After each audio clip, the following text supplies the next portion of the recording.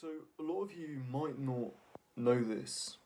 I do talk about it sometimes on the channel. I haven't done for a while, but before I started this YouTube channel, basically, the thing that I was really focused on was music. Basically, I wanted to be a musician. I wanted that to be my job. I loved writing music. I loved listening to music, and that was what I really wanted to do, right? And I made the decision like a year or so ago to give this up. And I recognised that this is something that I never really talked about on this channel. I've mentioned that I went through this thing of like doing music before I did this. And I mentioned that I made a conscious effort to stop for various reasons, but I don't really go into the actual stuff behind it. And I think I should, and that's what I'm going to do in this video. And I do think it's quite an interesting story. And I want to describe it because I think people can be in the same situation. So, yeah, just to give you some backgrounds to music. So I was always have been very into music, still am, but from the age of about 17 to 21, that was my focus in life. That's what I really wanted to do, right? And I put quite a lot of willpower into this pursuit. I took it very seriously, and I'd make a lot of time to do music stuff, to write songs, to record music, to play at events, busk, stuff like that. And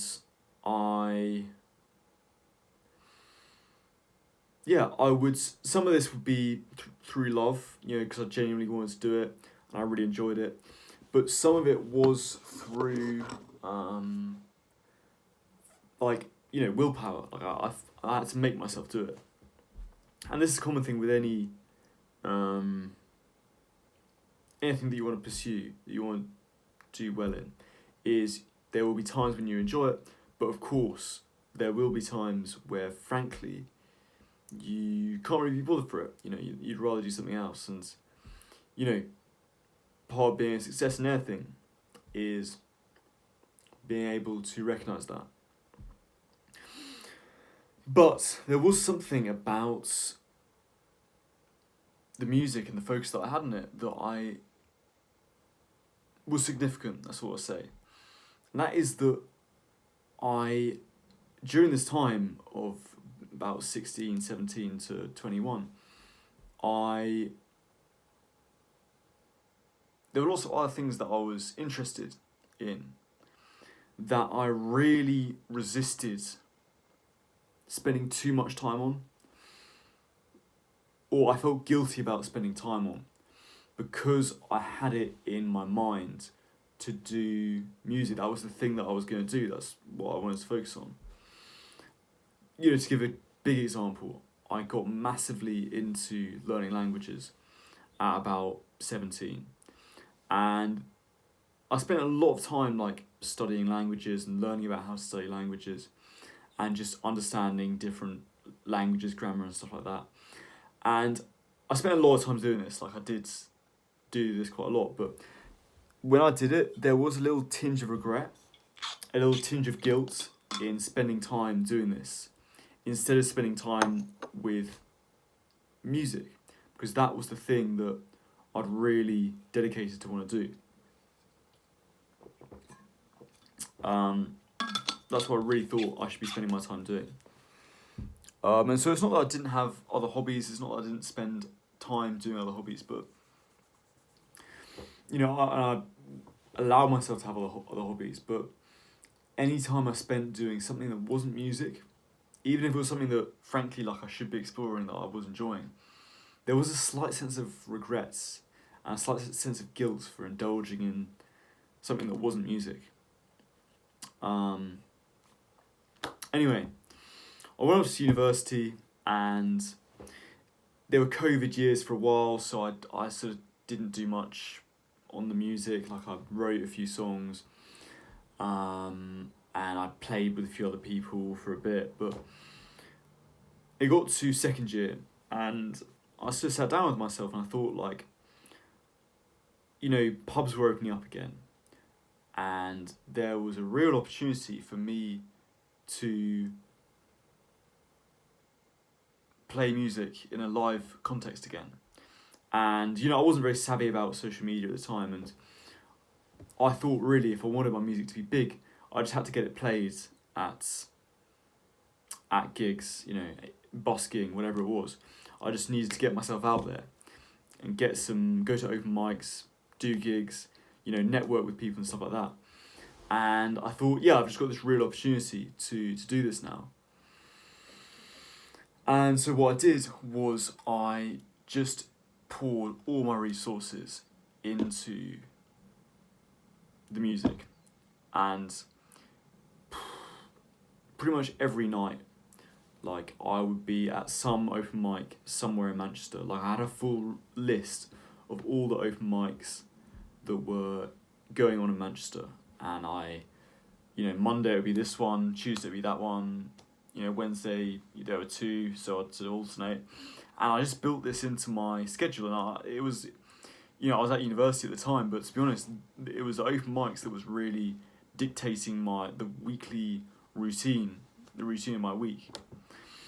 And I just spent all my time going to these open mics. And like I say, I wasn't very savvy with how to actually get my music out of there, and there's a lot more conversation to be had about this stuff, but it got to a point where I was picking up a little bit of progress, and I managed to get a band together. It was, just three of us, but it was a band, and they were willing to play my music in a live context. And next thing I knew, we managed to get a gig, like a proper gig. And it was actually quite a big opportunity. So around this time, it was the start of the Ukraine war, when Russia invaded Ukraine. And obviously, like, at the time, there was very big supports for Ukraine. People wanted to help out Ukraine. And so there were lots of charity events that people were doing. And my girlfriend at the time, who was actually the drummer in this band that I put together, knew someone who was doing doing a charity concerts for Ukraine. And so the idea would be that everyone would go and, like, buy a ticket, and the money would go towards some kind of Ukrainian charity or whatever. And so we got talking to this person who my girlfriend knew, and she was very happy to have us play at this gig. And it was a big gig. It got booked in one of the music venues in the university, like Manchester University. That's actually, like, quite a good thing. It had really good music facilities, and, like, big bands would play there. And we managed to get a stage in one of these gigs. And like I say, lots of other bands were playing here. There was basically, there was a big music scene in Manchester for the students, and a lot of these student bands, like literally, like, the biggest student bands that were playing, were also playing at this event. So it was, like, absolute, like, really exciting gig. It was really good that we were there. And so it was really exciting, and we got it all booked in advance, and really exciting, right? Around the same time as this, I was meeting up with some friends, and we went on a night out together, and some of them were like friends of friends, some of them were like, like people that I hadn't met before, some of them were people that I knew. But anyway, I got talking to this one guy on this night out who was about to leave his job, and he was telling me about the job that he had. And it's funny because at the time, I was actually looking for work. Like, I had worked at this hotel for a bit, and I had, now I didn't have a job, basically, and I was looking for somewhere else to work. And yeah, I got talking to this guy, and he was like, "Oh mate, if you want somewhere to work, like, I'm about to quit this job. They're looking for new staff. How about, go for an interview?" And he told me a bit about the job. It was in some Italian restaurant in Deansgate in Manchester, and I thought, you know what, why not? Let's give it a try. So anyway, I went down to this restaurant for an interview, and I remember walking into this restaurant, and it was the coolest place like I'd ever seen. If you're from the UK, you'll know that like most Italian restaurants, like they're not really that proper authentic Italian vibe. Like if you go to like a Italian chain or even like an independent place, most of the time it's very derivative. It doesn't really feel like a proper, authentic Italian restaurant. But this restaurant, there was something about it that just felt like it was the real deal. Like this was a really authentic place. And basically it was just really smart. And everyone who worked there basically spoke Italian or was from Italy, like had some connection to Italy. And I could just see all these waiters running around speaking Italian to each other.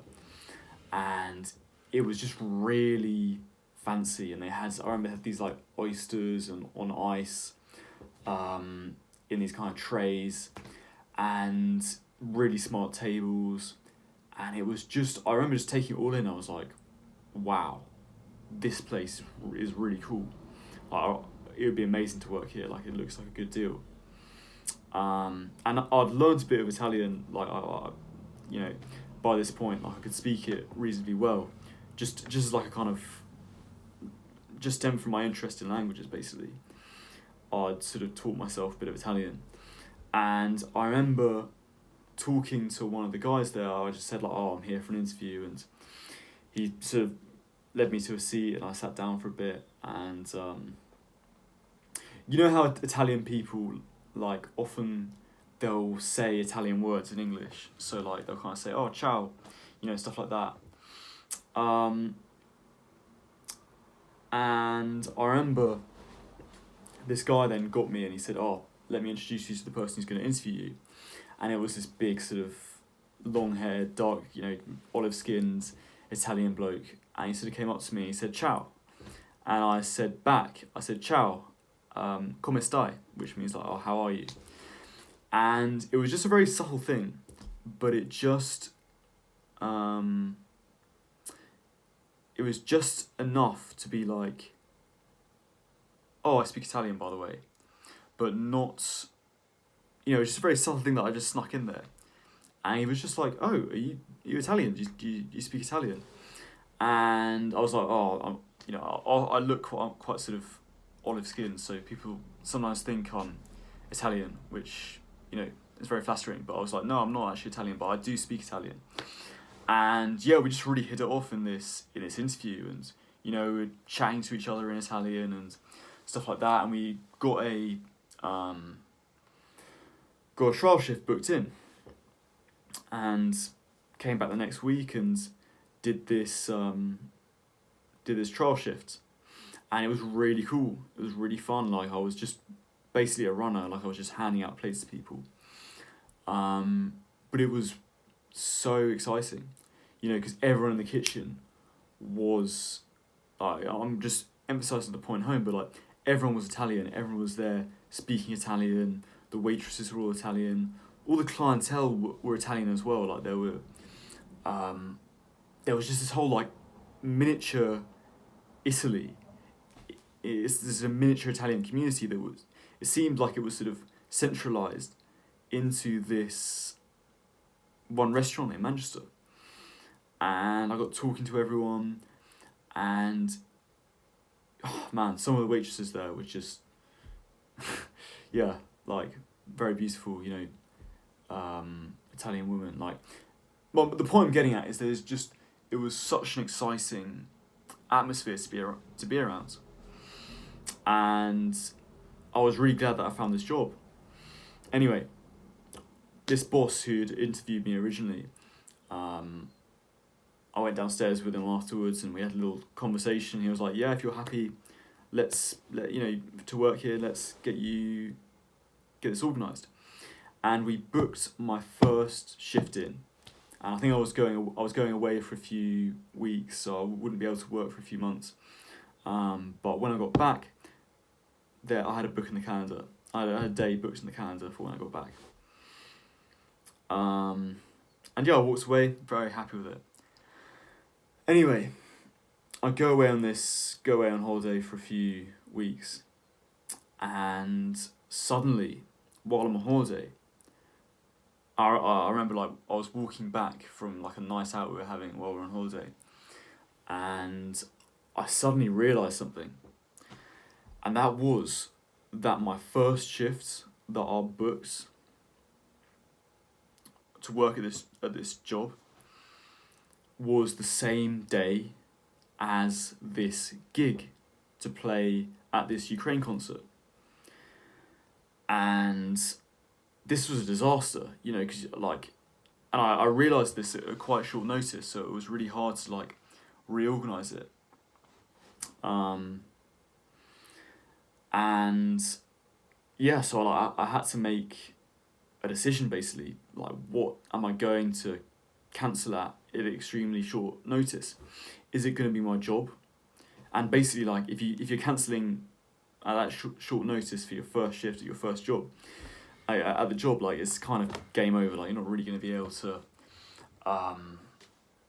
it's kind of a bad sign. Like you might be able to negotiate, but the likelihood is that they're just going to be pissed off at you and probably not want to hire you anymore.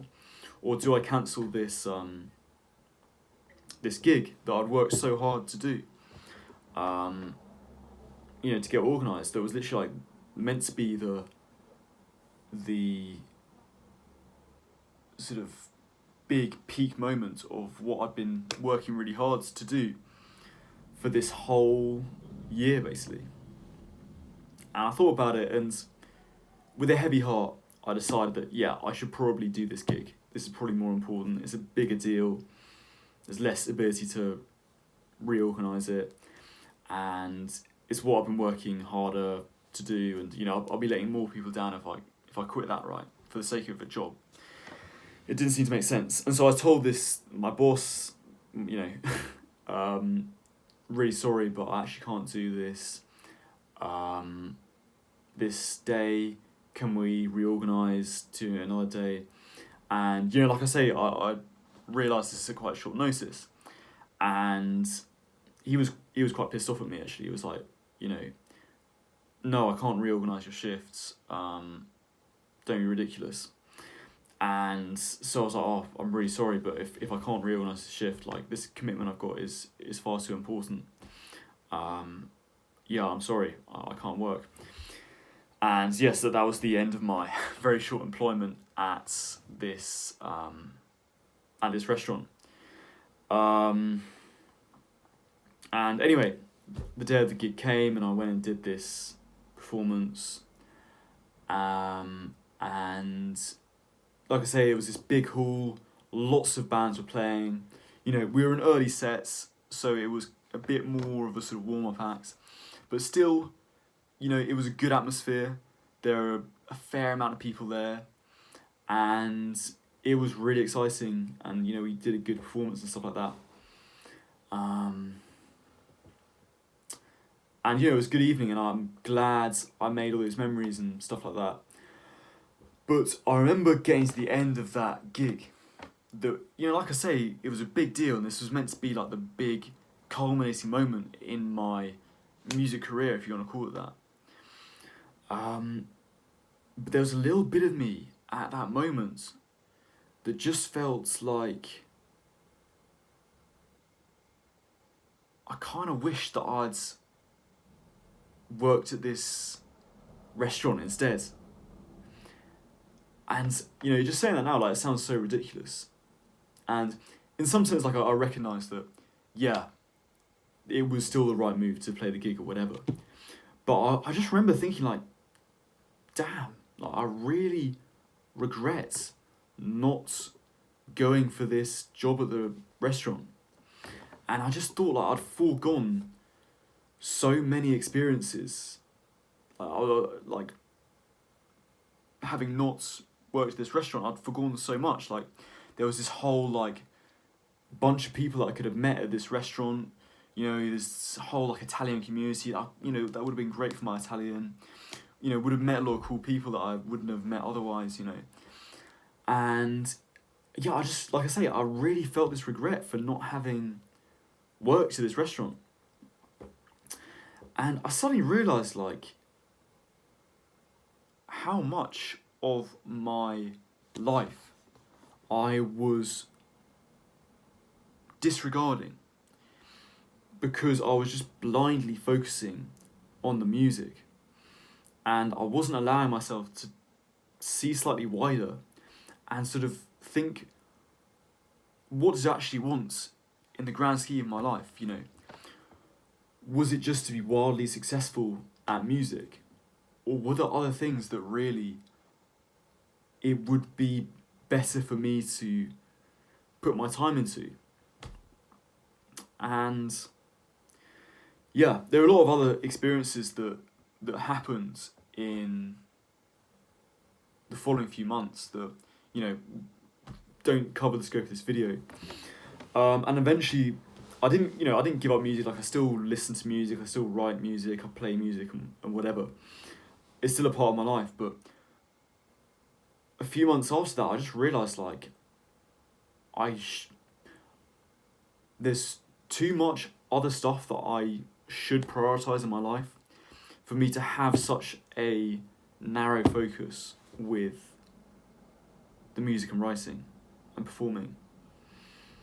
And yeah, so I basically gave up on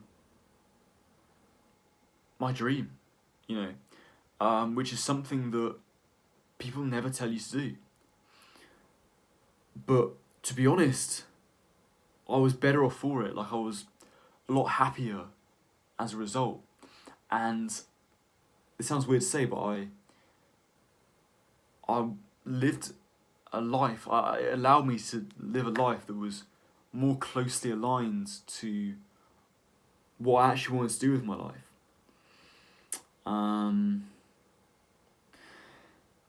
And, you know, it's funny because I feel like most people give up music because they feel like they can't make it, or that's the thing that people always seem to think of as being the reason why people give up music, is because it's just too hard to get successful, and it's not worth it. But to be honest, the point I'm getting at here is that wasn't the reason why I quit.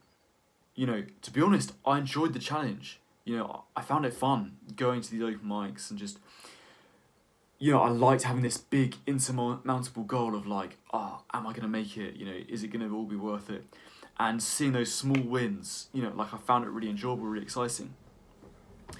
But in the end, I realised that there's so much else going on that needs to be a part of my life, that I need to prioritise as well.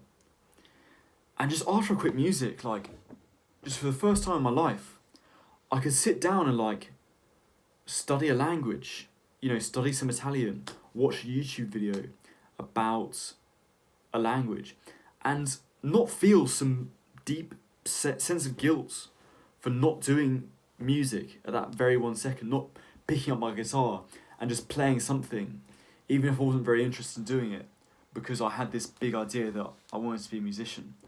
You know, I was just allowed to do other things. Or if I wanted to pursue something else, something else creative. I could do that. I started writing. Um, I had this sort of big ideas for like a TV show that I wanted to write, and again, like every time I did it, I had a slight sense of like, let's get no, don't get too carried away with this because you've still got to do the music. But yes, I could just sit down and do that and not worry about that now. And it was just such a freeing feeling. And yeah, so that is kind of how I decided not to pursue music any further than as far as I pursued it. I did a handful of gigs after that, that big Ukrainian gig, and yeah, after that I effectively gave up. I hung up my cloak, and that was that. And there's a lot that I still need to look into with this. I do admit that. I do think human beings, like, we're all vastly more complicated than we could ever imagine. And there's so much going on in our brains that we don't really understand, that we could understand. And one thing I want to do is spend more time just giving myself space to get really bored. Just stare at the wall for 3 hours in my bedroom and just start thinking these sort of deep thoughts to myself, because there is a lot going on that I don't understand about myself, and I get that. I was listening to some music today, just some old Smiths music. I love the Smiths. That was a band that really inspired me to become a musician in the first place. Like, I remember that. And listening to that music again, it made me think, yeah, like, I got back in touch with a slight sort of feeling of like being 17 again and kind of dreaming about being a musician. So there is stuff that I need to look into there, that I can look into, and I wouldn't say it's the end of the story as such, but I still maintain that I was better off with the knowledge that I had, I was better off for having put my music to the side and focused on other things. And if I ever want to get back to it, I can, It's not like, I could wake up tomorrow and get right back into it and I'd be right where I left off, Obviously, there is, you don't want to hang around forever with these things, you don't want to get complacent, but in theory I could, I could get back into music if I wanted to.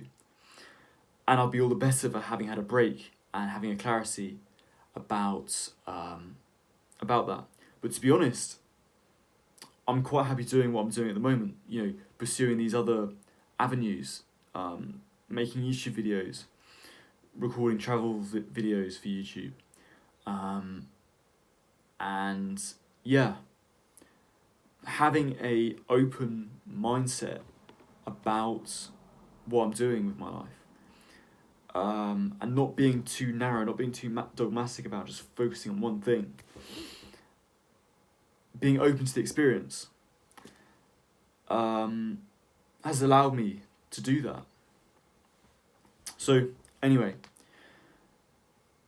the reason I'm making this video is because I feel like there are people who are in the same position. I'm always looking on. I still follow a lot of bands on social media and stuff like that, and a lot of these kind of smaller bands that were in a similar position to me, and I often see a similar kind of emotion going on in people, where they just.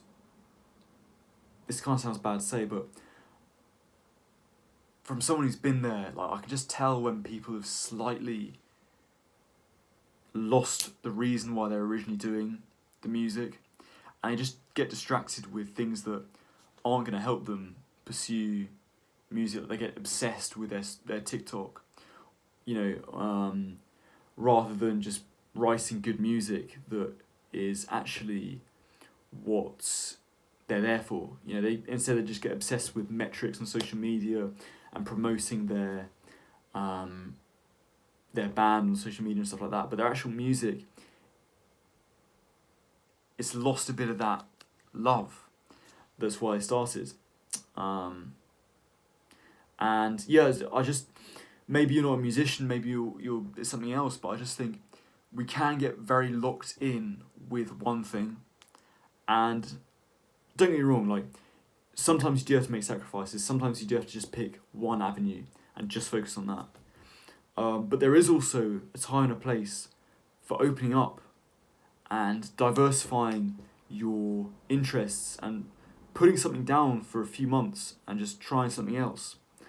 I think especially when you're young, you know, especially when you're early on in life, and you've not got much skin in the game, so to speak. I think it's to be encouraged to do that. You should experiment with other things. So yeah, to anyone watching this, if there's anything you relate to, yeah, don't be afraid to try other things. Don't be afraid to put something down for a bit and come back to it later on. If you relate to what I'm feeling here, you know, if there's something you see where you're like, you've been high focused on one thing, but there's other stuff you want to do as well, you know, yeah, give it a try. So anyway, thanks for watching, guys. And as always, I'm doing some coaching at the moment. If you like what we've heard in this video, you want to get involved, you want some guidance, someone to keep you accountable, stuff like that, click the top link in the description. Be great to hear from you, and I will see you guys soon.